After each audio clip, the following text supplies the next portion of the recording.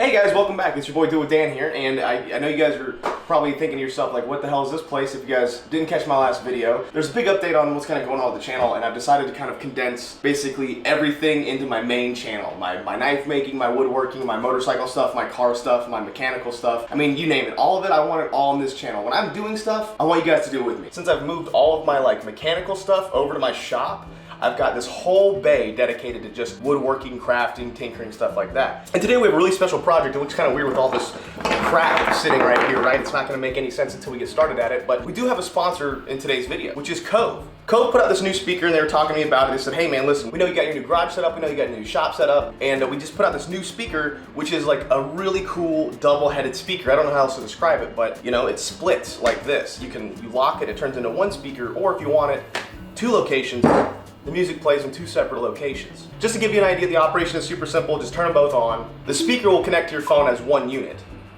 Actually, you know what? I've been playing a lot of Doom. Let's play Doom.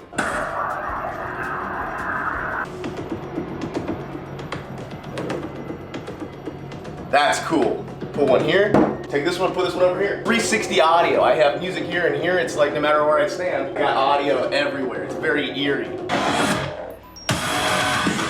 It operates up to 7 hours on a single battery charge, can be up to 32 feet away from whatever device you're streaming from, and when they're split up, they create a 360 surround sound effect that's super epic. It still has a built-in microphone for hands-free calling, and it works perfect in my shop. Make sure to use my coupon code DKSOUND, and you can get over 60% off the Cove Commuter 2. My link in the description, coveaudio.com/DKSound. Anyway guys, I can't play too much more copyrighted music. We're just gonna get back in the video, but thank you Cove Speaker for sponsoring today's video with this awesome double-headed speaker. But let's talk about our project here. My girlfriend's mother gave me these wooden wind chimes. They're made out of like driftwood, very beachy themed. I mean, we got some shells, we got some string. She's like, I don't really like these or something like that. See if you can make something out of them or see if you can do something with them. And I was like, okay, cool. I've had these things for a little while and I've had a couple of ideas run through my head. My girlfriend's like, hey, I'd really like a Lazy Susan. You know what? I think I can make that. So I ordered a Lazy Susan bearing, did some measurements, and that's what we're gonna make today. We're gonna make an epoxy Lazy Susan out of driftwood. I spent a lot of time thinking about how I'm gonna design this, and I've come up with a pretty cool idea. I think it's gonna be pretty cool anyway. If I don't like it, I might just start over. Like really nasty, like some of them break apart really easy. I need about 18 inches. Did some measurements inside. We're gonna make it about 18 inches wide, because that's what fits on our table. Using both this beautiful emerald color and this onyx color. There's so much going on I can't even start. Let's do this.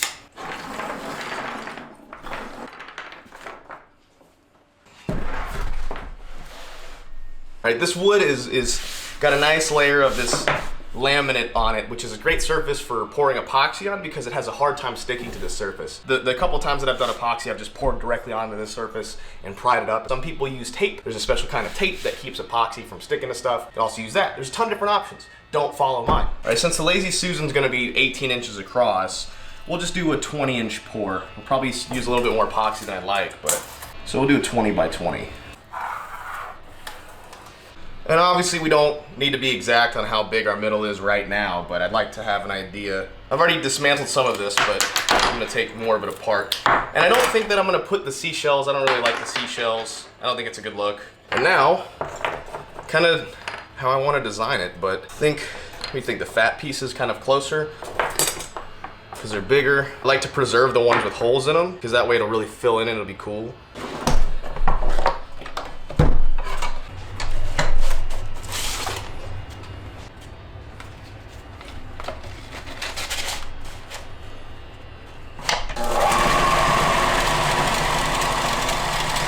All right, now I'm gonna create a couple of flat spots where I'd like to see some of the wood poking through the epoxy. I'm gonna do probably no more than about an inch deep pour, you know, for this whole epoxy thing. Yeah.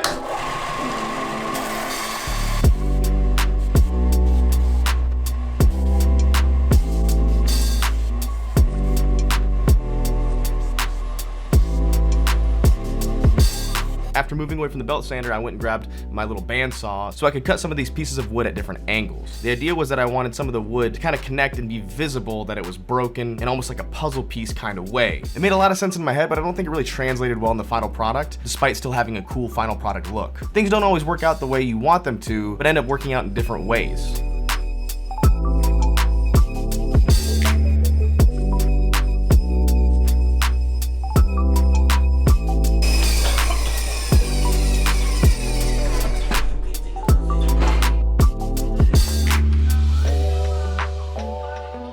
cleaned up some of the pieces of wood with a flat piece of sandpaper so I would just have a better mating surface when I went to go put it down. Then I used this glue gun, which is awful. This glue gun sucks. But I used the hot glue gun to glue the back of the pieces of wood down to my pouring surface. That way that when I poured my epoxy, the wood wouldn't get dislodged and kind of do its own thing. I'd want it to stay put so the wood wouldn't float around once the epoxy got underneath it.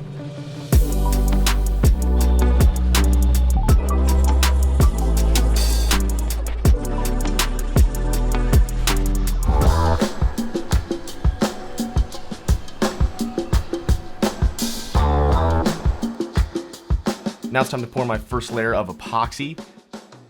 I've been using a lot of this West Systems in most of my videos. It is expensive. But for projects like this, it's kind of hard to pass up on something like this. The quality of it and the ease of it's really good. It's not a deep pour epoxy, but it's great as far as like getting a good solid cure. There's a ton of other great epoxies out there. And if someone wants to sponsor me, please send me an email because I'm down.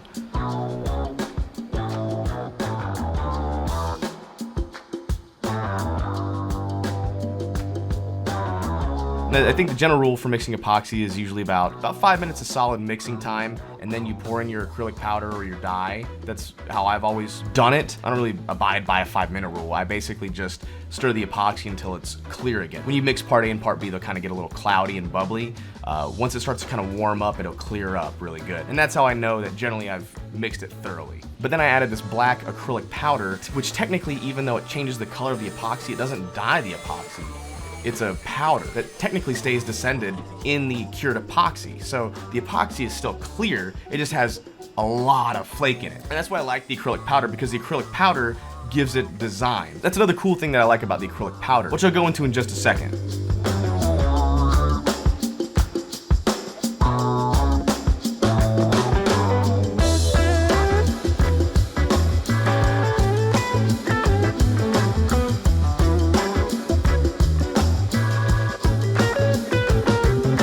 Spent a little time kind of tilting it, making sure the epoxy needed to go.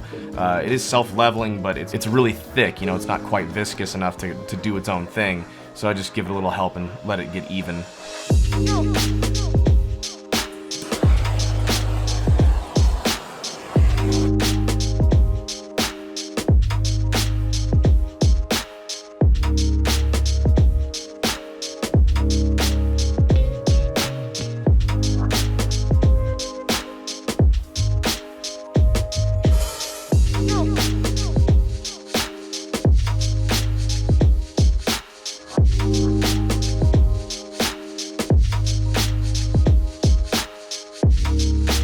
I spent probably a solid hour battling bubbles and leveling it and trying to make sure I didn't get any bubbles. I thought for once that maybe with the wood being dehydrated, I wouldn't have to really worry about air and moisture coming out of the wood, which is generally something you want to account for. The smart thing to do would be to pre-coat all of the pieces of wood in epoxy before pouring it, just so I wouldn't have to worry about air bubbles. So if you're gonna do wood, just pre-coat it. It's just the easiest thing to do. Now this is what I was talking about with the acrylic powder earlier. Epoxy generates heat when it cures. The thicker you pour it, if it's not designed to be poured thick, the hotter it will get when it cures. It's called exothermy. It releases gas. It's a big chemical reaction. Generally speaking, you want to avoid pouring too thick. However, I have been experimenting with this where the heat will generate these really cool crumbly patterns with the acrylic powder. That's because the heat needs to come out and it comes around in these little crevices or these lines, these darker lines, and it creates this cloud-like image. I think it's an awesome little pattern that's completely randomly generated every time. All right, so because we did probably about a ½ inch pour, it is it's already hard. It's been drying for maybe about an hour and a half, 2 hours.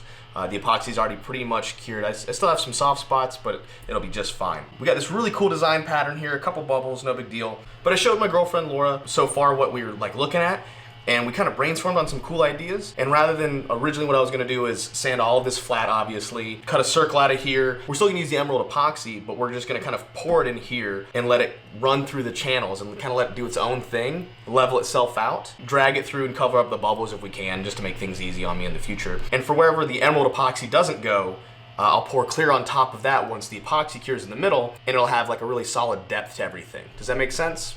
I don't know, but we'll find out. Honestly, it's looking a lot cooler than I thought it was gonna look in my head, and I already thought it was gonna look pretty cool. I'm pretty stoked on the way this is turning out. Like, have you ever been lost an idea? Had the idea, and I had the elements of the idea, but I just couldn't make it work in my head. But now seeing it kind of come together, I think it's gonna work really good.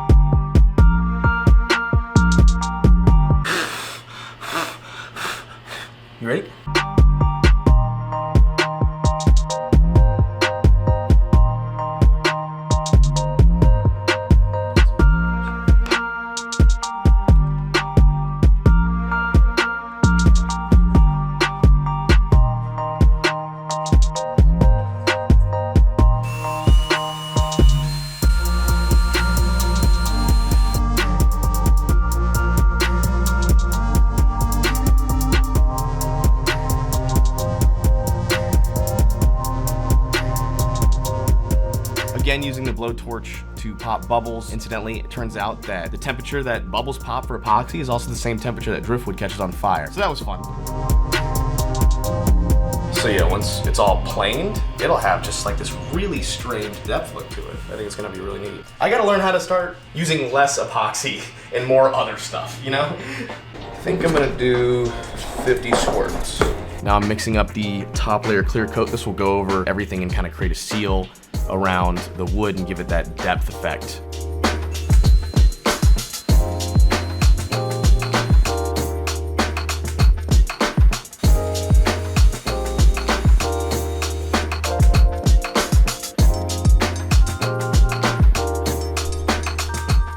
Again, I'm making sure to level it out as best I can, get the epoxy spread everywhere, and then I'll hit it with a blowtorch to knock out some of the bubbles.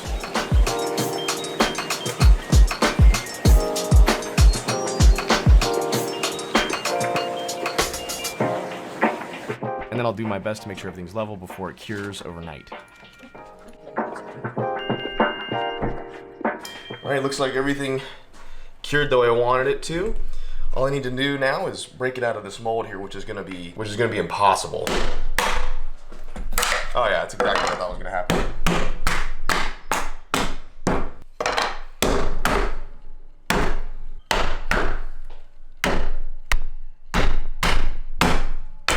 I left this in specifically because I love to watch my paint on this. I have never had issues pouring onto this surface until today. I knew the edges were going to stick, but I didn't think that they were gonna help the actual Lazy Susan piece stick to the bottom. Hours of sanding, scraping, beating with a hammer, chiseling to get the final layer of laminate off the bottom of this. Just use the tape. Man.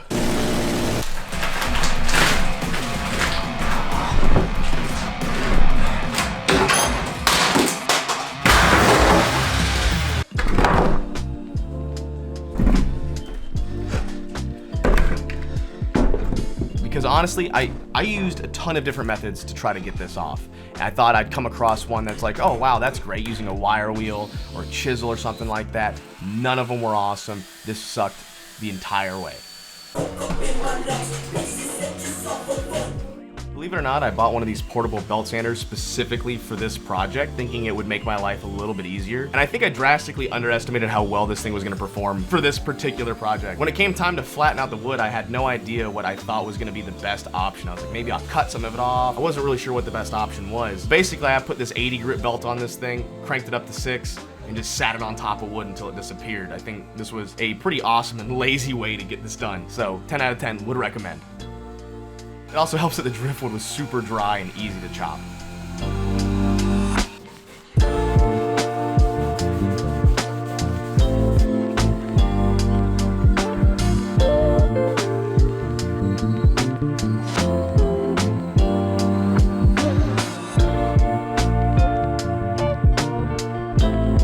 What's up, homie? Hey man, is it possible for me to borrow your switch? Once it was flat, I wanted to turn it into a circle, so I used my circle jig with my router, which has always been like super finicky but super reliable at the same time. I don't really like this tool, but it works great every single time, so I have nothing to complain about.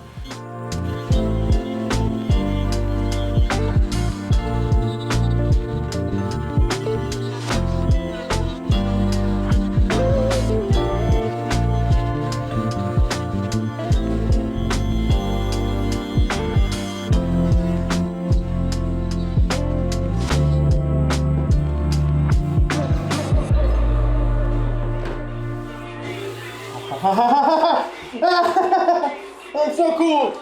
Oh man. God, that looks so cool. We got us a Lazy Susan, baby.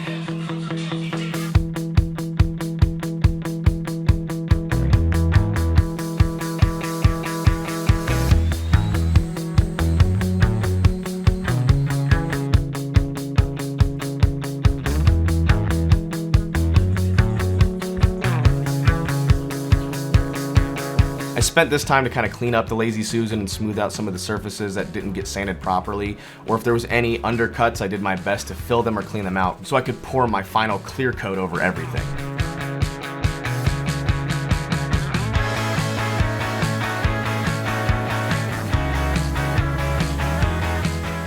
Also, I wanted to leave this in here so I can show you guys how ridiculously stupid this is. I mean, I don't know what I was, look at my face. I don't, even I know that this is dumb.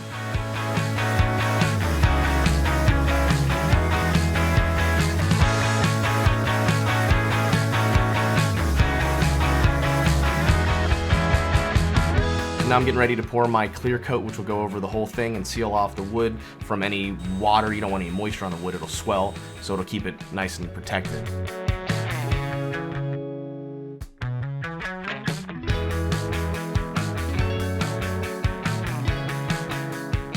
I will say this, I kept it elevated in the center, and this was a big mistake because when the epoxy cures, like I said, it gets warm. The heat of the curing top layer of epoxy caused the surrounding ring of it to sag because it wasn't supported. So the top had a slight bow in it. I fixed this in the future, but probably not something you'd have to worry about if everything wasn't made out of epoxy.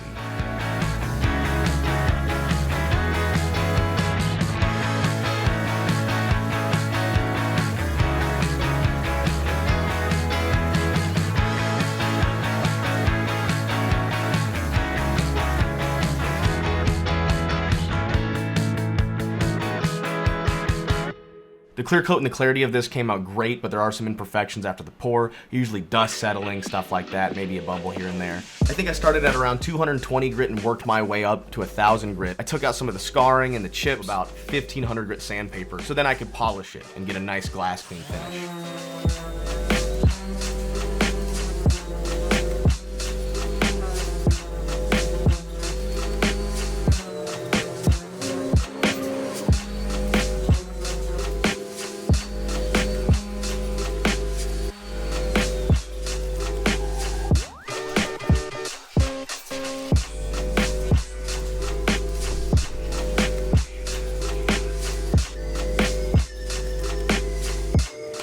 I'm still working on my wet sanding techniques for epoxy. I've started using a little bit of soap in my spray bottle to keep everything nice and wet and sudsy. It does seem to help keep buildup of any extra epoxy on the sanding pad. I don't know if that's worth anything to you guys. I did try to cut corners. I think I started out with 400 or 600 grit and worked my way up to 1,000, and then a 3,000 grit polishing pad, which actually netted a great finish after I got done polishing everything.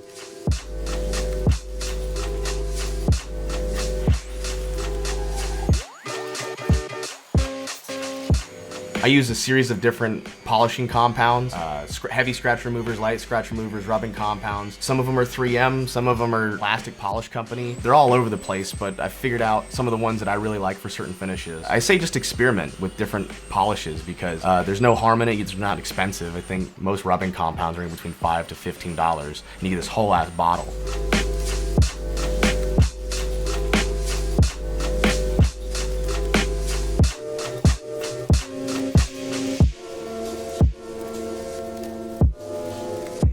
Now it's time to tackle the underside. Obviously the underside was all types of ugly because it got stuck on the table and there's hot glue pockets from the wood. Just a nasty mess, and my girlfriend, she's like, well, it doesn't look very finished on the bottom. And I was like, well, yeah, but you know, you're not gonna see the bottom. So I was like, yeah, you're right.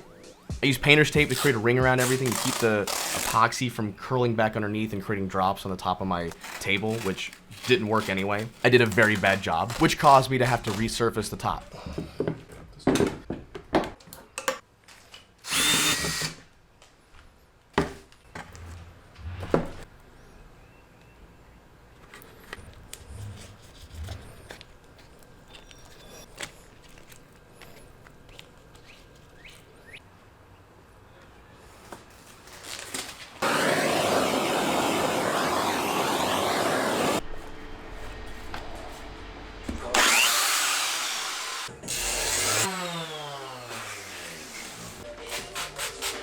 It was at this moment that I realized that I'd been eating through the epoxy so much that I'd now exposed a little bit of the wood. So I said, screw it, grab the belt sander so I could start over. This also gave me an excuse to plane out the top and get rid of that bubble effect like I told you earlier.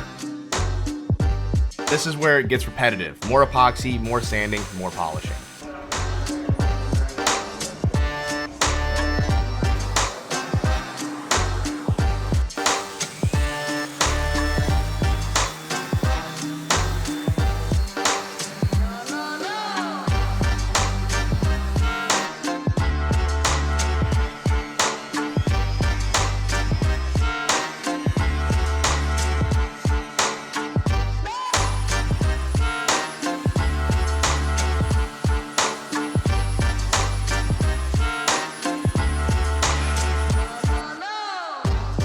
Painted the bottom black and also painted this Lazy Susan bearing black as well. Did my best to make sure it was centered in all the right places. And then using some double-sided adhesive tape, I installed this on the back of our Lazy Susan. This stuff holds on body kits, spoilers, marriages, you name it. This double-sided tape is more than enough to hold on this Lazy Susan bearing. And that way, because I didn't get it super centered the first time, I can go and readjust it later.